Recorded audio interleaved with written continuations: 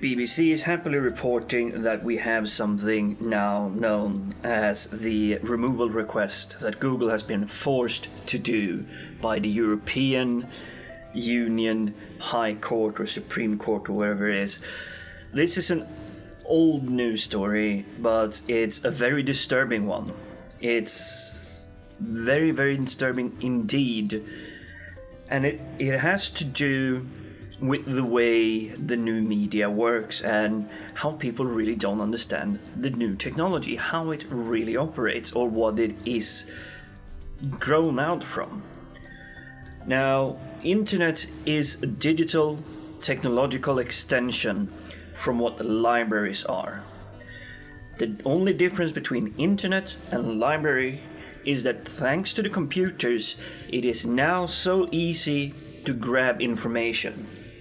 You can just sit down in front of any computer hooked up to the internet and type in something that you want to know, and within milliseconds you have that information at your fingertips.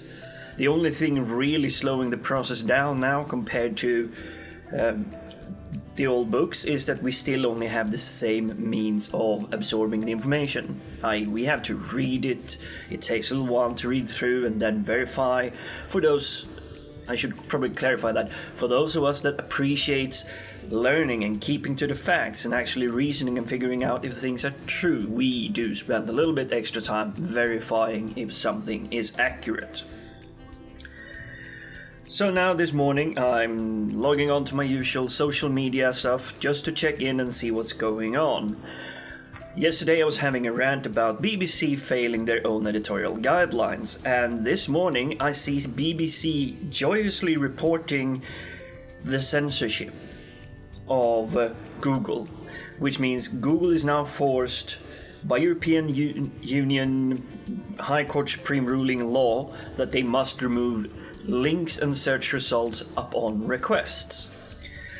Google fought this for the longest time, but now BBC is happily reporting that there are 12 news stories that has been removed upon undisclosed request. And I find this so very, very odd. Removing something from internet, good or bad, is the exact same thing as burning books. These page request removals, these search request removals, are no better than the Nazis burning books during the Second World War. It is no different. Now they're trying to make the case that, oh, but I was young and stupid when I did this and this shouldn't really be up in the search result. And we've seen in France that a blogger was not only forced to remove a negative review of a restaurant that appeared too high up in the search results, they were also fined money. They actually had to pay a fine for publicly reviewing a restaurant that seriously failed to serve its customer. What is happening to freedom of speech? What is happening to freedom of information? I have really no idea, but these threads are popping up all over. I have been moaning and trying to get Swedish people to realize and wake the fuck up from this censorship that the Swedish media, I can't say state, it's coming from the media center, where you have the 5 largest news organization in Sweden that owns the one major network of news information coming in and out of Sweden, called the TT. It's sort of like Reuters, which is kind of like a central hub for news gathering. I didn't notice this until I moved to UK in the mid of 2000, the first decade of 2000.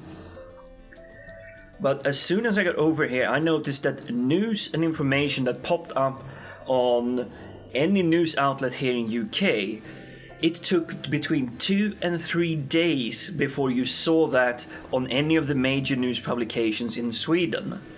I didn't really realize why until I started sifting through and seeing what kind of information it was. Sweden is, despite being ruled for the past, I think it's 8 years now, by a right-wing big party, so it's a moderate right wing, so it's not an extreme or such, but they're more conservative, like rather than on the Labour side.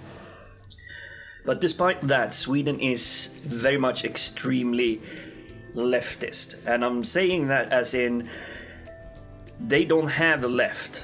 You either belong to the center, where you try to be reasonable and try to get it as good as possible for everyone, and that includes immigration and social politics and everything. That's the center parties. These parties are extremely small. This is where the left party used to be, the big left party that is the counterpoint to the right conservative party. But now they're so extremely leftist that every time the Workers' Party, the Labour Party, comes to power, they completely obliterate and shatters the financial gains that has been given and done to the state by the right side of the parties. And this has been going on since about 1992, but that's kind of a history lesson, and if you want to do that, I urge you to go to Wikipedia. But it comes back to somewhere in the 90s, this censorship started in Sweden, that it's not an active, wasn't at that time an active act of censorship. It wasn't going out and saying, we will not say this, we will bury it, we will completely get rid of it. It's more shoved to the back of the pages where people have already got bored of reading the newspaper. Put it at the bottom of the websites down by the footer where no one really reads. And if you've studied Google's heat map, you can see that people are only really skimming through the first third of a page. And if something is at the very far of the bottom, you have very few people even going that far. These news are being brought out, but they're given less emphasis than they should be. And it's everything from the bad stuff like ISIS at the moment. That isn't given enough weight, despite the Swedish security forces reporting something like 100 Swedish citizens that have joined up already. Still, for the small population of Sweden, that's a lot more in percentage that have joined ISIS than from here in UK, where they suspect some 500 joining up with them. At least we have that information out in the open here. In Sweden, you'll have to search for it, and you actually have to go to the institutions themselves to find the information. So you have to suspect that the information is there before you can find it, before you can detect it. News isn't being reported. It's being hidden or forgotten or made less crucial than it really is. And now we see, fast forward, this is about, I would say almost 20 years ago since it started in Sweden. Now fast forward to 2014, where we start to see European court making rulings saying, let's remove search results. And I'm going to round this off. I'm going to try and keep under 10 minutes on the video. I know, surprise him. But BBC is very, very happy to report that cases of an idiot car thief has been removed from search results. British woman who was found guilty of running one of Europe's biggest prostitution rings in 2003. That search result has been removed from Google. And here's the quick list. Other stories that were removed include a man cleared of a stabbing in London in 2010. And this is the one they begin with. Now, if I had a bad news article about myself out there, I would be happy to have a search result going, man cleared of charges. But nope, this is not what they want. The jailing of former Daily Mail employee who threatened to hack the newspaper in 2000. Why is that removed? I would think that's a very crucial news item to keep in the archive. That's very much akin to book burning, as I said. A 2009 diary entry from the BBC then Jerusalem correspondent Tim Franks on the merits of hummus. I have no idea what that is all about, but apparently it's been removed. A page of appeals from those looking for family members missing after the 2005 Asia earthquake.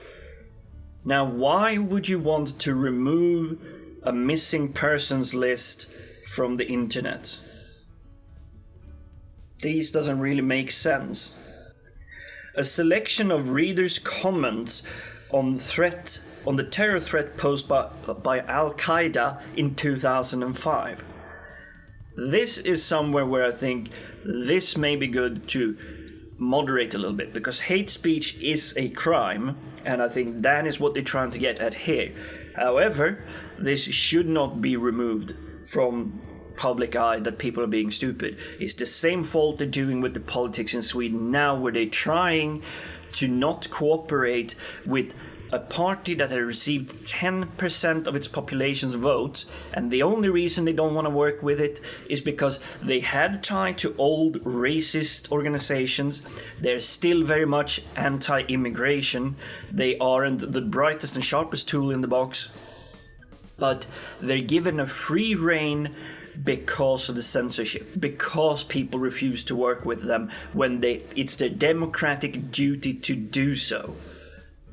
Anyway, I'm just gonna round this off by saying I'm so surprised that this is being reported with such gusto, such happiness from BBC, that we're burning books now on the internet. We're keeping it out of the public eye. There could be some information that may not be necessary to the public eye, but finding an indexing service or forcing an indexing service for the actions of others is just insane. And it's the same thing that comes to mind for me with the Pirate Bay.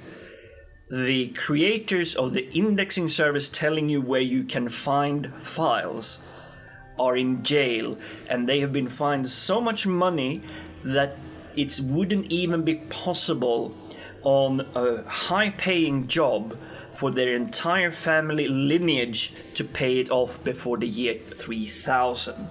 I think it's up in the billions, and interest is ticking on it.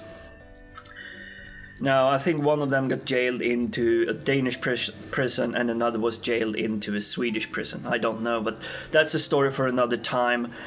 Let me know what you think of this increasing level of censorship. I know I haven't been focused on it, but I'm trying to focus and keep myself below 10 minutes. I've failed now. I'm at 15, but I'm signing off. No more rambling from me. Peace out.